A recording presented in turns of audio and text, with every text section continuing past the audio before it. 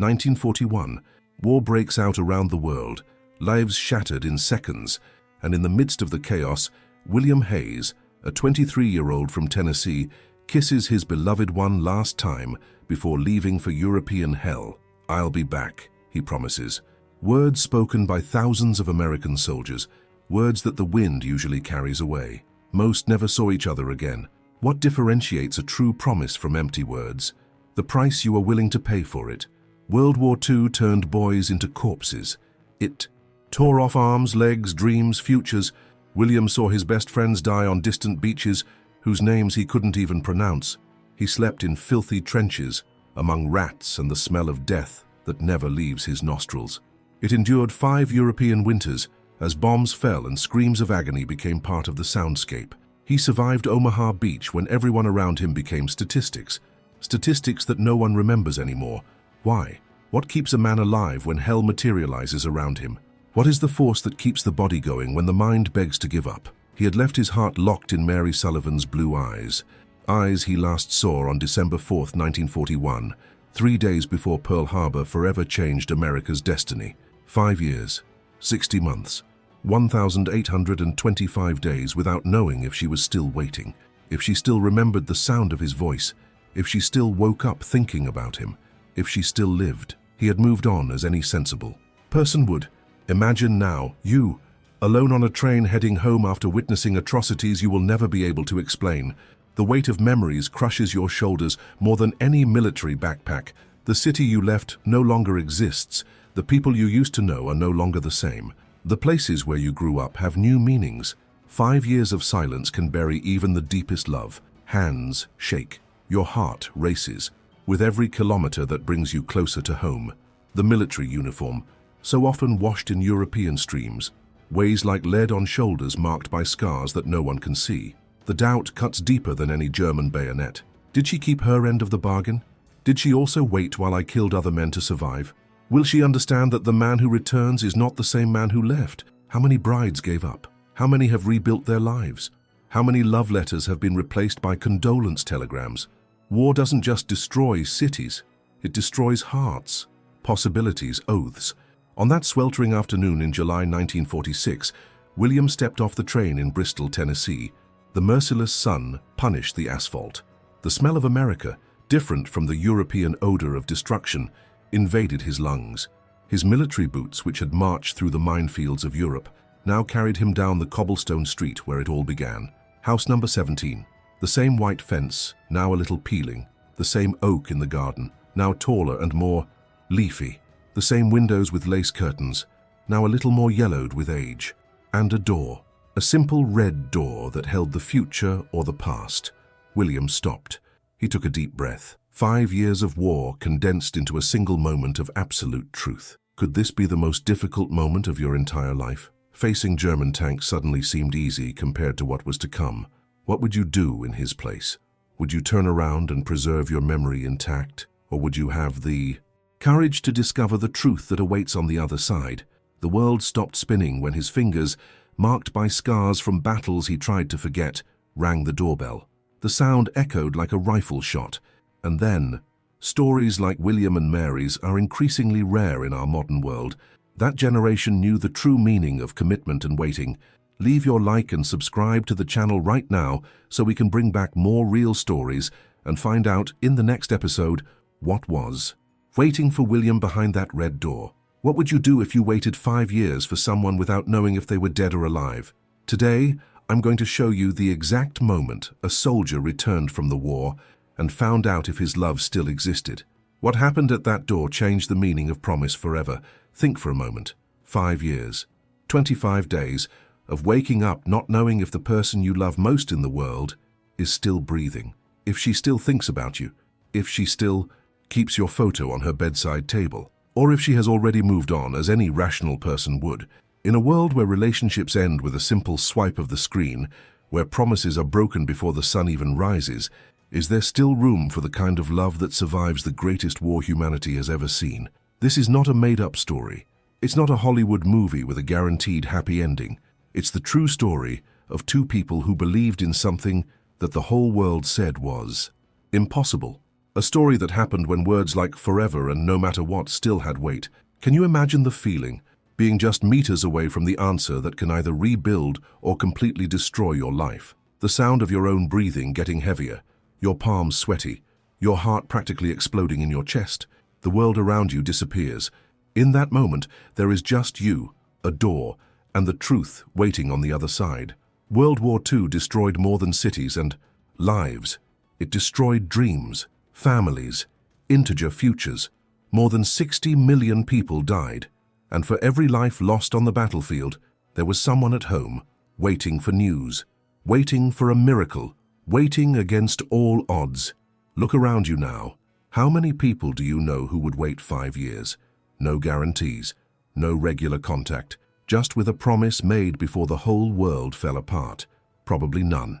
That's why this story is so extraordinary. That's why it needs to be told. And the most incredible thing, the moment of the door. That exact moment when a person's entire future is condensed into a few seconds of pure courage. Because it takes courage to knock on that door. It takes courage to find out if you have been forgotten, if you have been replaced. If that promise whispered in a last hug before the war was just empty words. The soldier you will meet today was not just brave on the battlefield. He was brave enough to return and face the scariest possibility of all. That his place no longer existed, that his name was no longer mentioned, that his memory had been carefully stored in a dusty box at the back of some closet. In a world where haste rules everything, where relationships are disposable, where promises are made to be broken, this story is a powerful reminder that there was a time when people kept their word, no matter the cost. A time when wait was not just a verb, but a demonstration of character. James was just 19 years old when he had to choose between being with the love of his life or defending his country. Their last night was marked by a mutual promise that seemed impossible. No matter how long it takes, I will wait for you. Words are easy to say, but difficult to fulfill when bombs fall from the sky and letters stop arriving. Who was James really? An ordinary boy from a small town. Born and raised in Millfield, Ohio, he had never left the county until that fateful telegram arrived.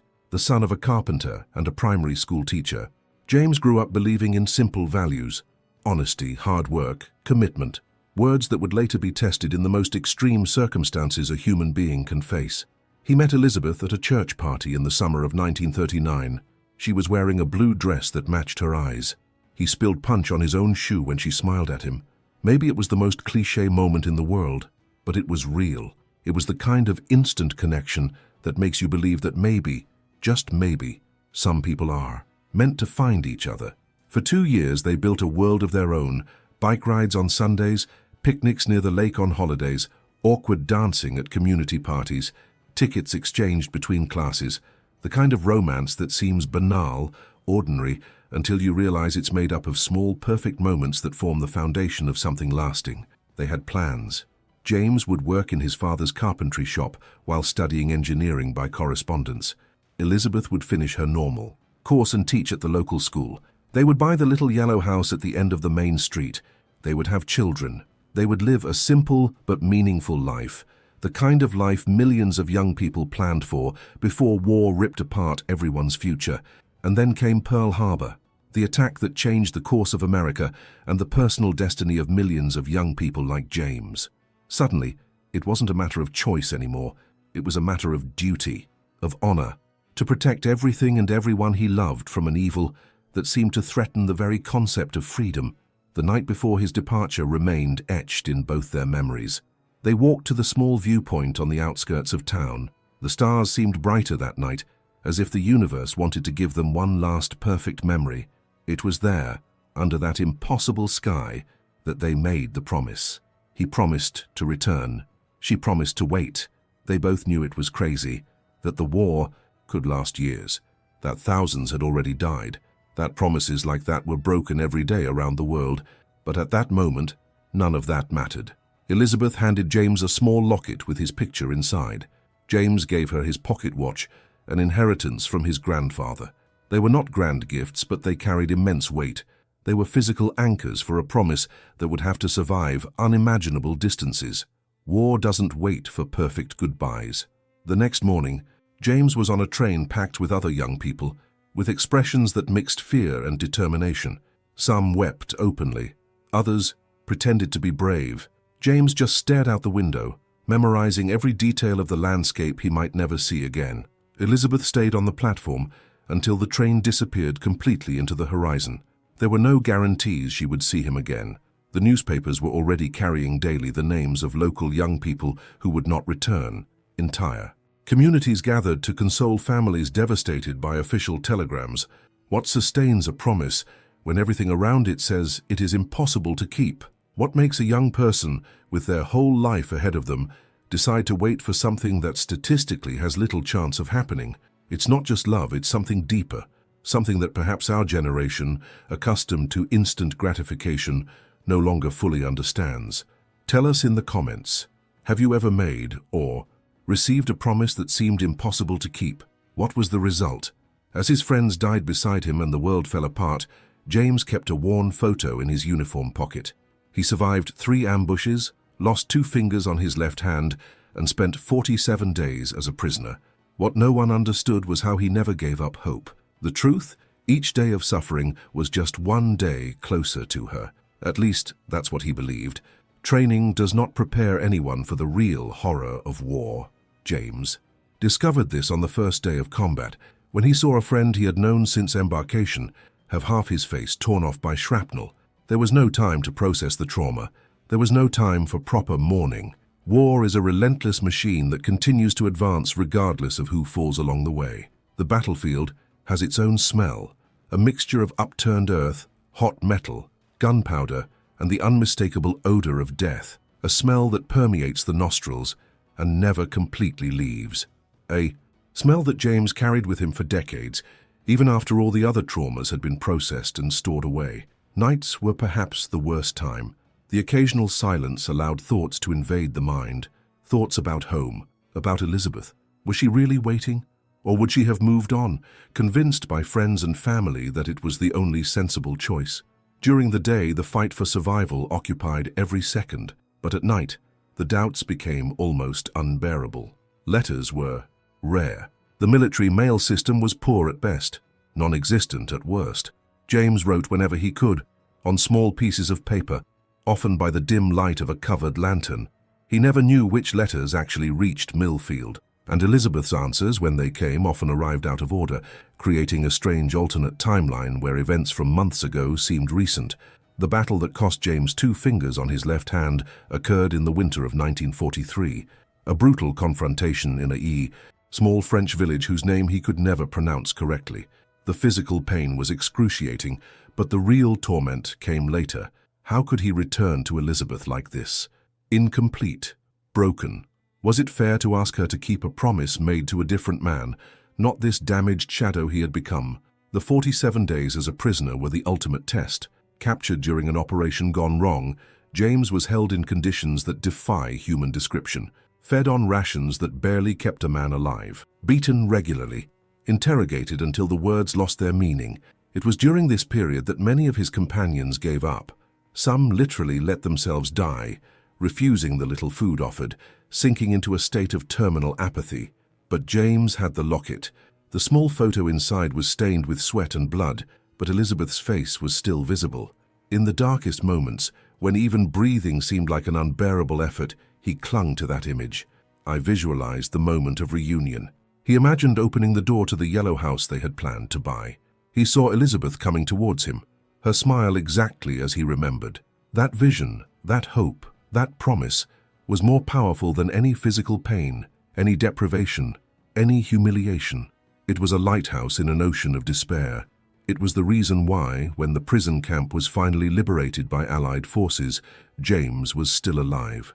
Weakened, yes, traumatized without a doubt, but alive and determined. The end of the war did not mean an immediate return. There were months of recovery in military hospitals, psychological assessments, endless paperwork. The bureaucratic machine that processes soldiers back into civilian life is almost as ruthless as the one that sends them to their deaths.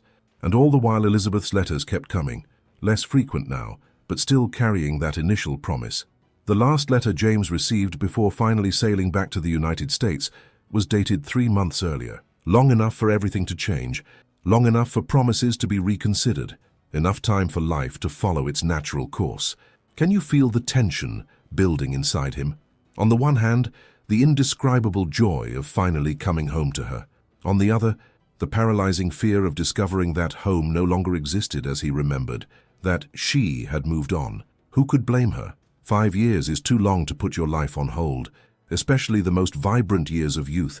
How much is a promise made before the whole world changed worth? How much does a given word weigh when you still don't really know the cost of keeping it? These questions tormented James during the long ship journey back to the United States, questions that would only be answered when he finally arrived at that door, the door that separated the past from the future, the doubt of certainty, the dream of reality. After 1,325 days away from home, James returned to his hometown. The train arrived at 4:37 in the afternoon. The sun was setting, painting the sky the same orange as the last time he saw her. The city had changed.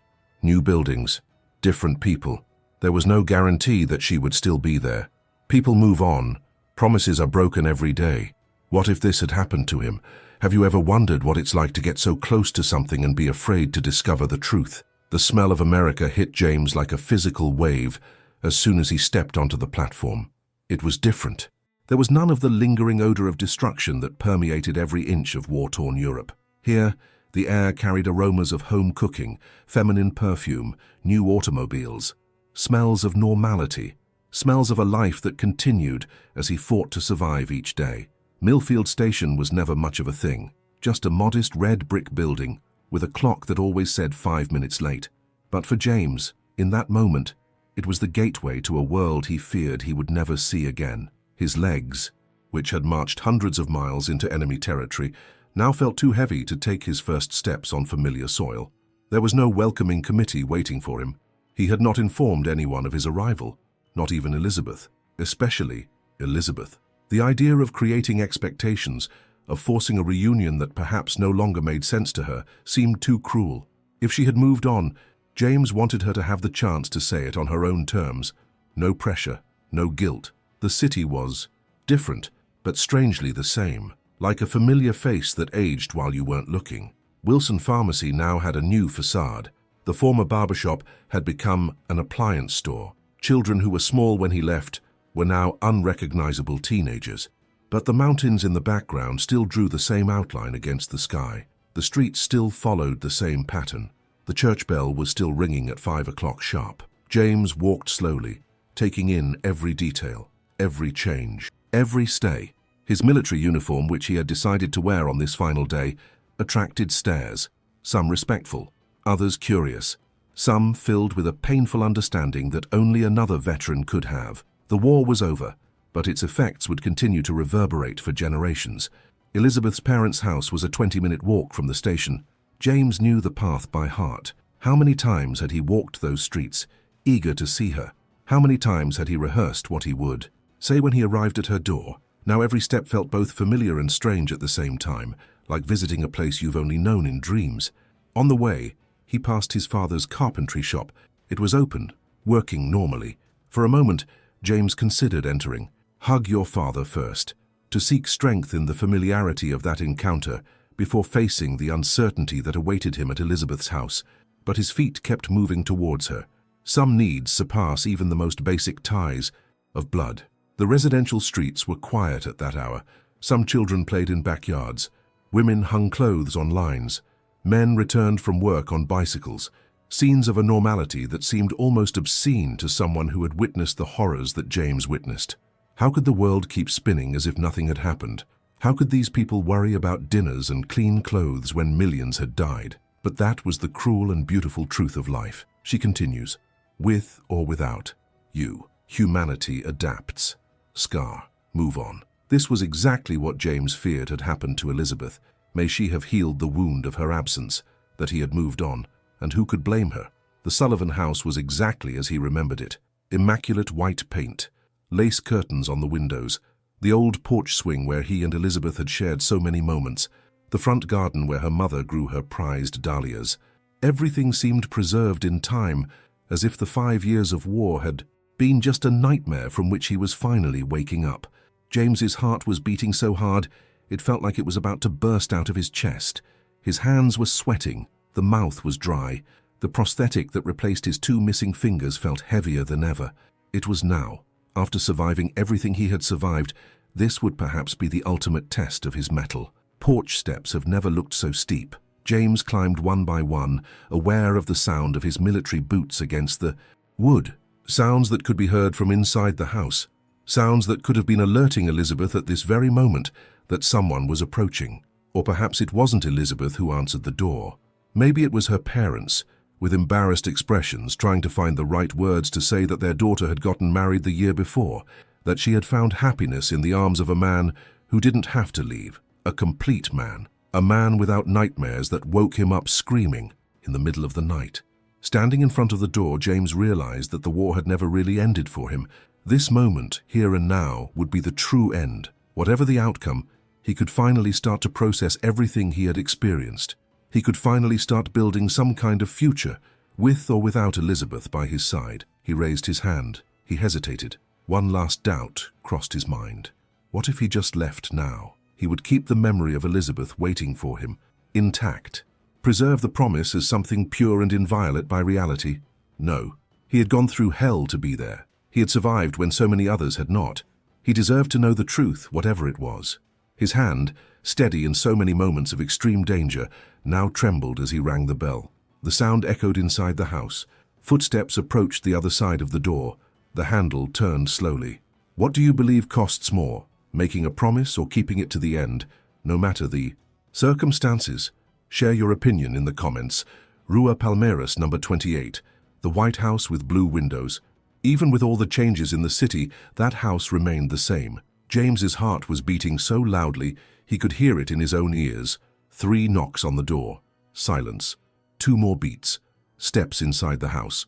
The doorknob turned slowly, as if time had slowed down to this exact moment. There are seconds that contain entire eternities. The moment between the doorknob starting to turn and the door actually opening was one of those.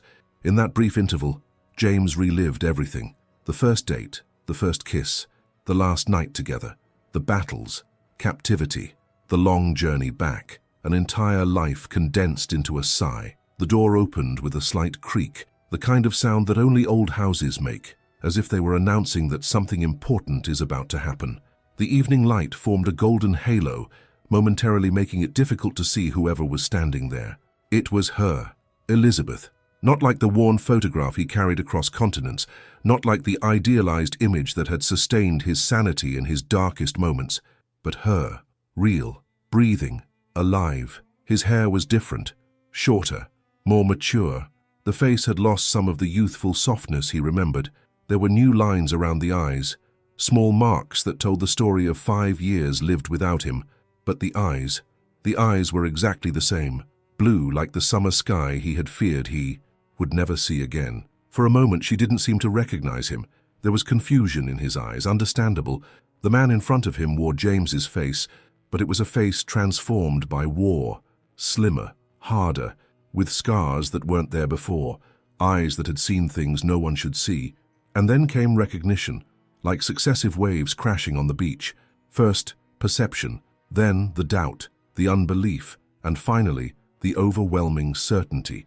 His hands flew to cover his mouth. His knees seemed to weaken. Her eyes instantly filled with tears that began to fall before she could even say anything. James? A single word. Your name.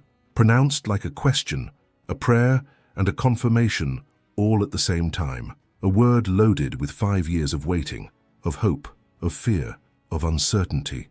James tried to respond, but his voice cracked. All the phrases he had rehearsed during the long journey back simply evaporated. How to explain the inexplicable, how to put into words what he had experienced, what he had lost, what he had resisted to be there at this moment. They simply looked at each other, absorbing each other's presence, adjusting to reality after years of living with memories and fantasies. He noticed the most extraordinary detail then. Around her neck, partially hidden by the collar of her dress, was her pocket watch, her grandfather's watch that he had left with her the night before he left. She had made it into a necklace. I had carried it against my heart all these years. He reached his right hand into his uniform pocket. With trembling fingers, he removed the locket with her photo, physical proof that they had both kept their end of the impossible promise they made. It was Elizabeth who moved first. One step forward, then another, and then she was in his arms. The impact almost knocked James down, not from the force, but from the overwhelming emotion of the moment. Her scent, the heat, the physical solidity after years of embracing only memories. They cried together. There was no need for words at that first moment. There was no way words could adequately capture what they both felt. The relief, gratitude, the disbelief that after everything, they were really together again. When the hug finally loosened, Elizabeth gently touched James's face, tracing with his fingers the new lines, the scars, learning again the contours of a face that had changed but remained fundamentally the same. "You're back," she said simply. Not a question, a realization of a miracle performed. "I promised," he replied, his voice hoarse with emotion. It was at that moment that she noticed his left hand, the missing fingers, the scar that stretched across his wrist. She took his hand in both of hers, as gently as if she were holding something infinitely precious and fragile. "You've been through so much," she whispered. "It was worth it," he replied, and he really believed it. Every moment of pain, every loss, every horror witnessed, everything had been the price to pay to be there at that moment with her. She pulled him into the house, to the home she had kept in hope of his return. The walls were decorated with his letters, framed like precious works of art. There was a map on the wall of the room, with small pins marking each location mentioned in the correspondence that managed to reach her. On the table in the corner, a photo of him in his uniform, taken days before the match. Next to it, a candle. Elizabeth followed his gaze. "I lit it every night," she explained, "to guide you back home." James couldn't speak. The demonstration of unwavering faith hit him with full force. While he fought for physical survival on the battlefields of Europe, she had fought her own war here. A war against doubt, against time, against well-meaning voices that certainly advised her to move on. And she had won, just like him. Both kept their part of a promise that the whole world would say was impossible to keep. There are moments that define a lifetime. Crystal clear moments of absolute clarity where you understand the true meaning of words like love, commitment, and fidelity. For James and Elizabeth, that moment happened right there, on that doorstep, when the impossible became reality. The door opened and there she was. Not like the worn-out photograph, but real, living, breathing. The different hair, the face a little more mature, but the eyes, the same eyes. For a second, which felt like an eternity, they just looked at each other. When she finally recognized who was in front of her, her legs gave out. The words she had rehearsed for years simply disappeared. In their place, only tears. And then, the hug that healed 5 years of invisible wounds. "James, is that really you?" Her voice trembled, as if she feared that if she said his name too loudly, he might dissolve into the air like a mirage. He couldn't respond with words. He just nodded, his own teary eyes mirroring hers. 5 years of horror, fear, and uncertainty melted away in that instant of mutual recognition. When her arms wrapped around him, James felt something he had forgotten what it felt like. He felt at home. The hug lasted whole minutes. Neither of them wanted to let go, as if physical contact was the only concrete proof that this wasn't just another cruel dream. He had dreamed of this moment hundreds of times, in the muddy trenches of Europe. She had imagined this reunion every lonely night spent by the window, watching the empty road. When they finally pulled away enough to look at each other again, they both laughed through tears. A laugh of pure disbelief, of absolute joy, of a miracle performed against all odds. "You waited," he said finally, his voice hoarse with emotion.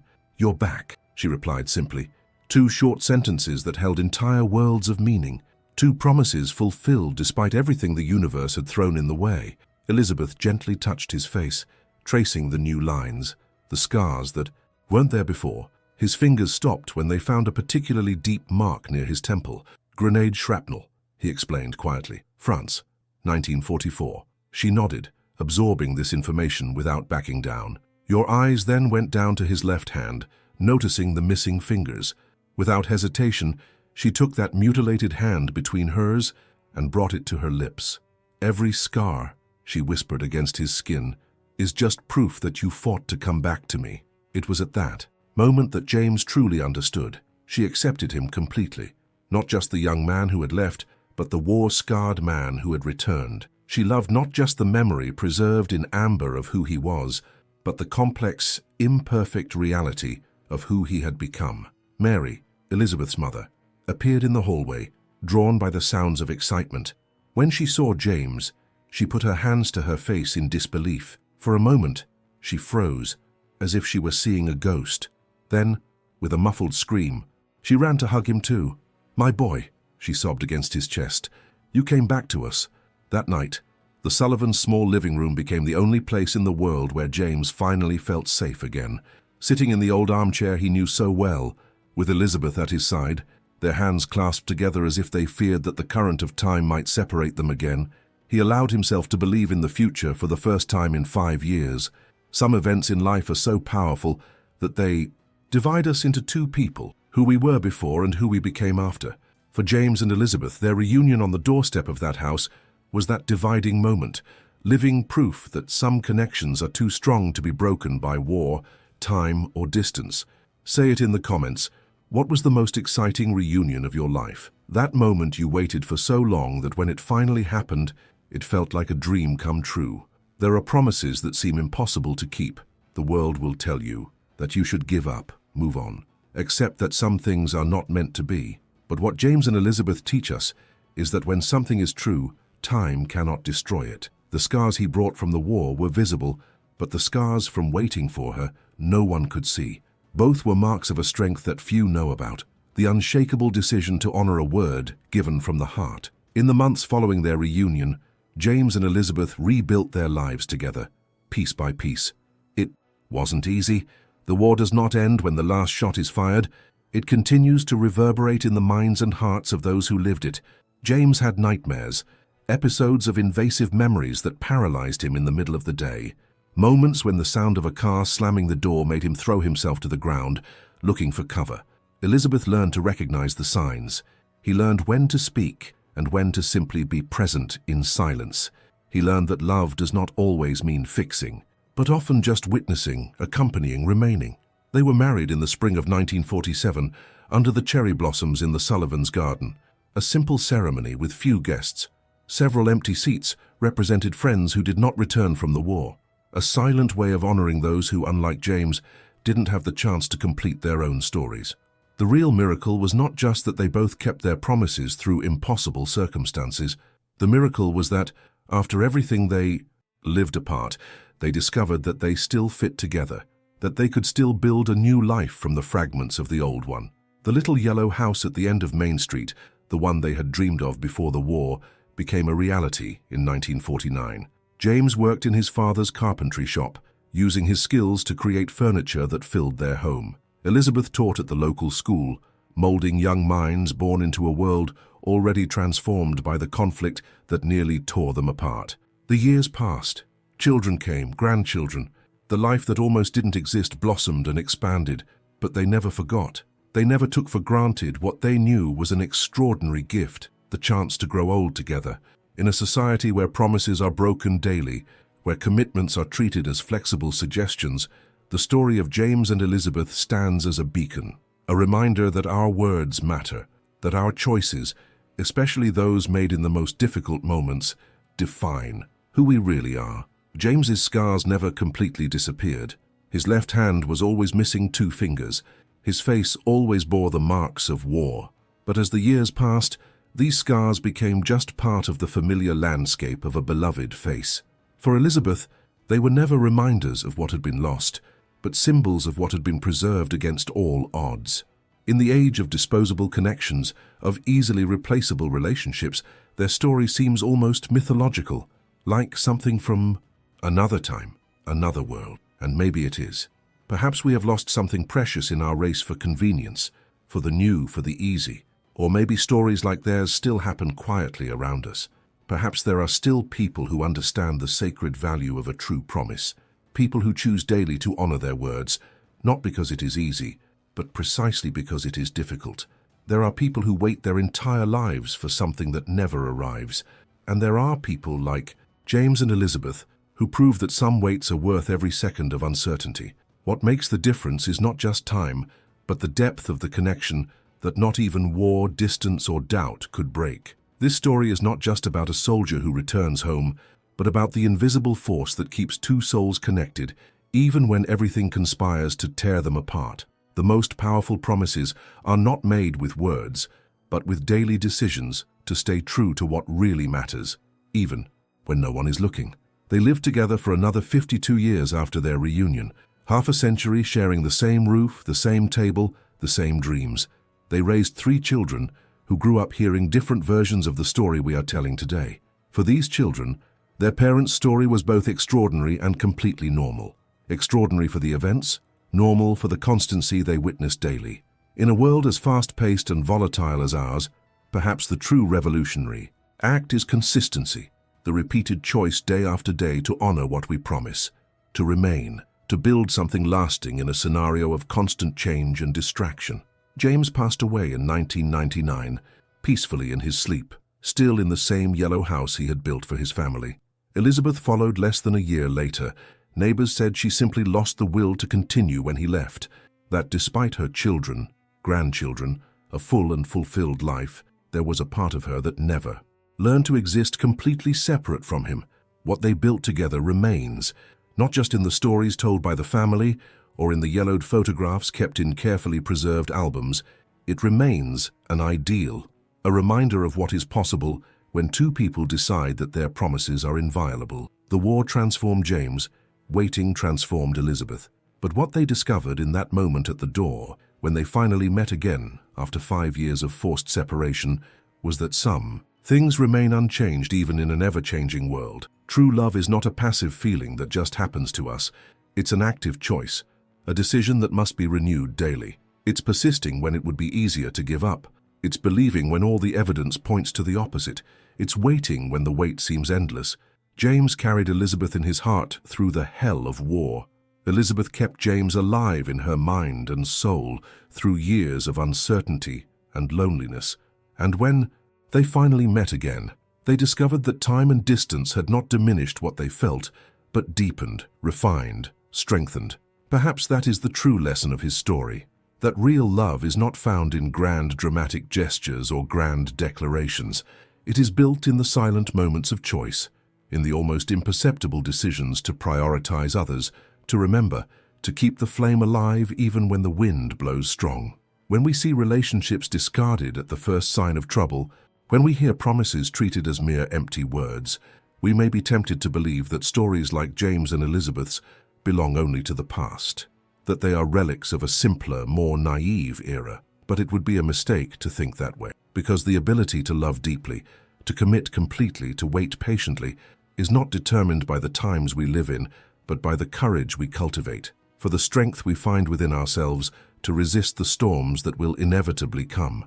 In your own lives, dear viewers, you will face moments of choice, moments when it will be easier to give up than to persist, in which it will be more convenient to break a promise than to honor it at a personal cost.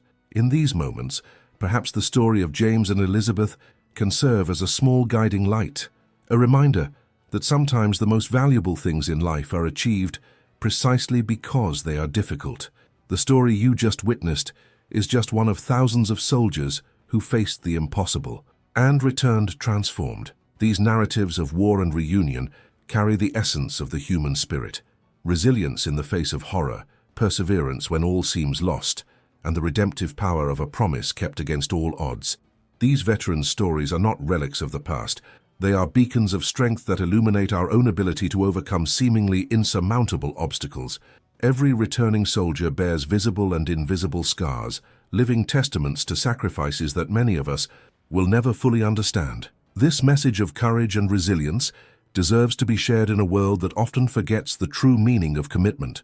Like and subscribe now to be part of this community that honors and preserves these powerful stories of sacrifice and return. War stories touch each person in a unique and profound way. Tell us in the comments which aspect of this soldier's story resonated most with you.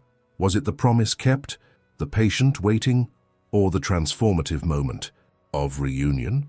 A startling revelation about another soldier who defied death on the battlefield awaits. The story that follows contains moments that defy human understanding and reveal the extraordinary power of the unbreakable spirit in the face of the greatest adversity. Click now on the next video and discover the impactful story that will change your perception about sacrifice, honor, and the true meaning of returning home.